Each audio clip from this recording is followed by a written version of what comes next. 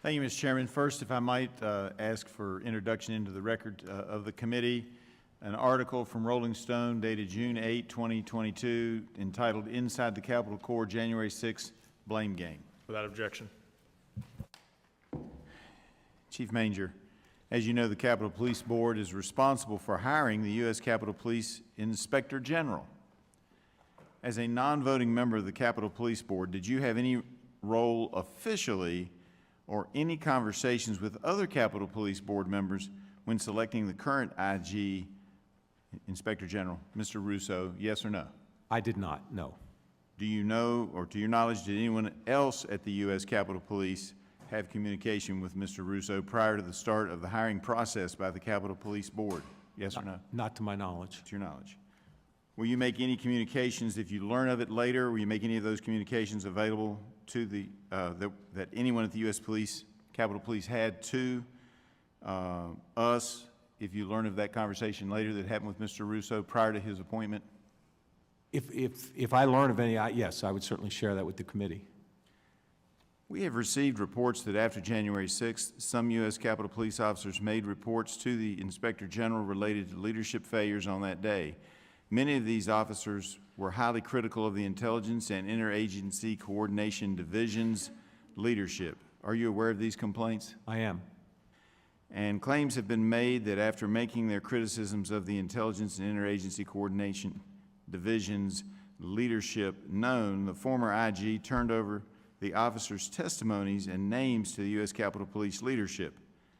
Shortly after, these individuals were placed on performance improvement plans, and then they were either fired or forced to retire. Are you aware of the previous leadership of the U.S. Capitol Police taking these actions?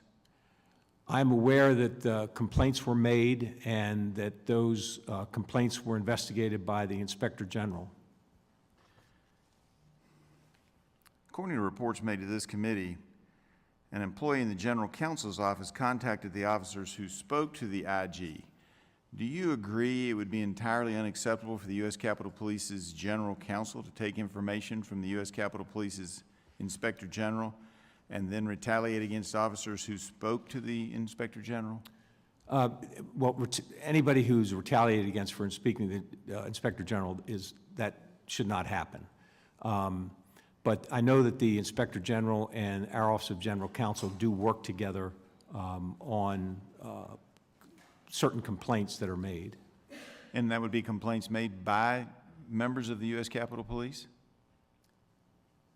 Once they're investigated and any action that's going to be taken as a result of the investigation, the IG and the Office of the General Counsel have a role to play in that. But prior to the Inspector General having done their investigation, you would agree it would be improper for the General Counsel to have any input into the complaints or into the investigation of those complaints? I think not knowing more specifically what action that would be, it's difficult to say that they absolutely would not have some role if they were providing information, helpful to the investigation. All right. But the General Counsel's job is to be a counsel, not a witness, correct? That's correct. And they are a counsel to the United States Capitol Police leadership team, correct? Correct.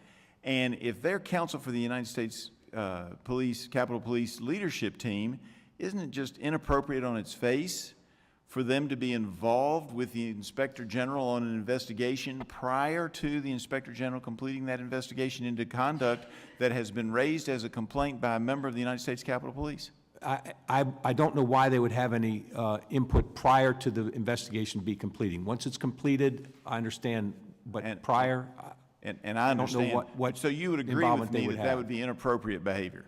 Again, not knowing specifically what the issue is, but in general, yes. I mean, I can't imagine any situation. Can you imagine a situation where that would be proper? I can't. Depending on the investigation and what the question was, I would never say never, but I'm agreeing that generally it would not be appropriate. All right. Under your leadership, would you ever allow that to happen in your department? You've indicated you didn't think so, but you might. No, that's not what I said. What I'm saying is that I would ensure that the integrity of every investigation, whether it's by the Inspector General or whether it's done by my Office of Professional Responsibility, those investigations have to be done fairly, accurately, and with integrity. All right, I see my time is up. I yield back, Mr. Chairman. The gentleman yields back.